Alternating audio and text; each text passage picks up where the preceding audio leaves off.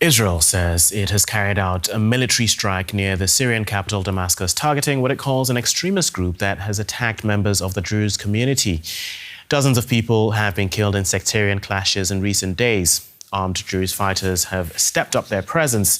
Syria's rebel-led government says has deployed its forces and says it'll protect all minority groups. Days of sectarian violence in the southern suburbs of the Syrian capital. Clashes between armed Sunni gunmen and Druze fighters have left residents living in fear. We're afraid because they're outlaw gangs. They're harming our nation.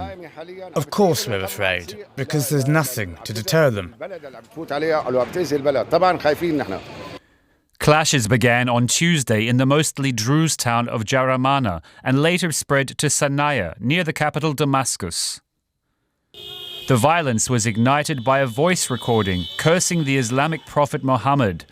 Sunni militants accused a Druze cleric of making the recording, which he denied. The Druze are an Arab minority who practice a religion derived initially from Islam. There are around 1 million Druze worldwide, with more than half living in Syria.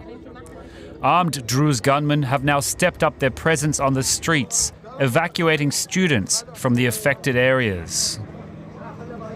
There are still attacks on Druze villages and areas.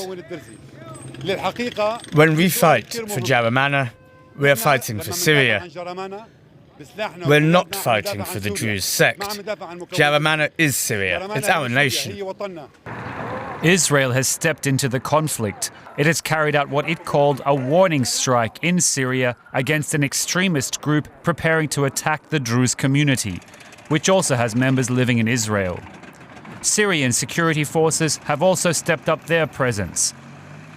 We entered the area upon a request from civilians and due to the presence of outlaw forces affiliated with external or internal actors and who are outside the state's control. So we entered the area to enforce our authority here. The sectarian violence and Israel's intervention present a challenge to the Islamist authorities who overthrew longtime ruler Bashar al-Assad in December. The new rebel-led government has pledged to defend all minority groups.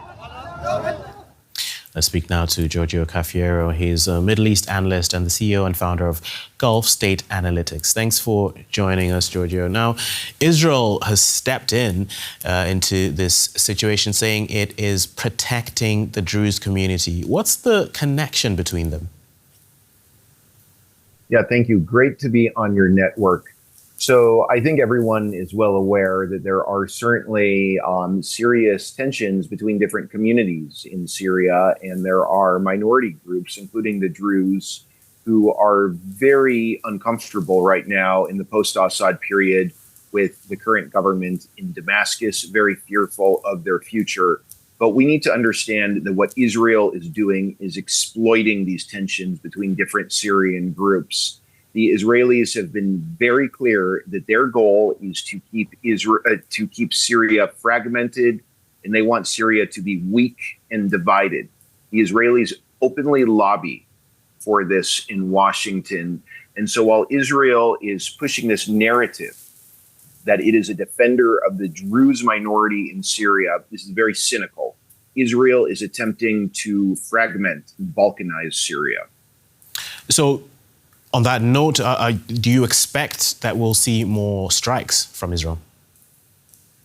Israel will do everything it can to exploit tensions between different minority groups and the central government in Damascus unless the United States puts pressure on Israel to respect Syria's sovereignty. And I want to remind everyone that Syria is a nation state with its own sovereign rights. Unless the Trump administration is going to make Israel face consequences for its rogue behavior in Syria, I don't think there's any reason to expect the Israelis to stop bombarding Syria. The minute the Assad regime fell, Israel began bombing Syria and stealing more land in the country. Like I said, unless Washington uses its leverage to rein in Israel, this kind of behavior is something we can expect Israel to continue engaging in. And Syria's government has condemned the foreign intervention and says it's committed to protecting all Syrian groups. Does it really have a handle on the situation in the country? You know, the current Syrian government is very weak. The transition is extremely delicate. The Syrian government doesn't have control over all the land inside Syria. The West continues imposing crippling sanctions on Syria. And I believe, at least as of January, the HTS-dominated government only had 30,000 security forces. That's not a tight grip on the country.